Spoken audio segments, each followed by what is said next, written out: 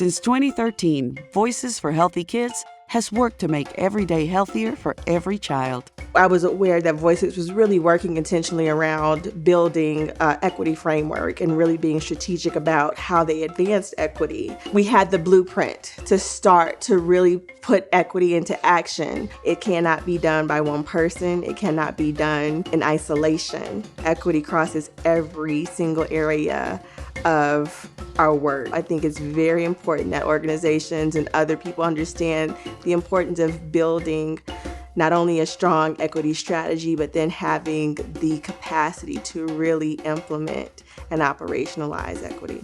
We are here to ensure that Voices for Healthy Kids results in a change for those young people that, by no virtue except for systemic racism, ableism, homophobia, and sexism, they've inherited this mess. It would be cool if we started thinking about the word resilience in terms of systems. So resilient food systems and water systems and healthcare systems and education systems and transportation systems.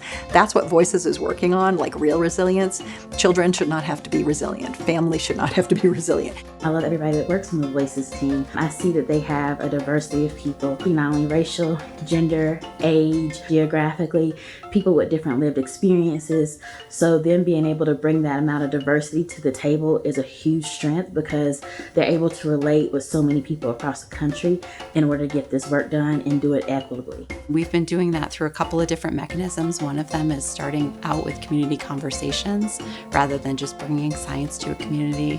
We also have a program called Innovation, Equity, and Exploration Work Groups, IEEs, where we've been doing policy development but making sure that our partners are diverse in that process, that we are including members of the community in that process as well, so that we can really be reflecting the needs of folks with lived experience. No matter what aspect we're working on in research, whether it's methods or design or evaluation, we go to our advisory group for advice on how we can better engage with communities. At Voices for Healthy Kids, our team strives to address the inequities, biases, and racism that exist in current systems and policies.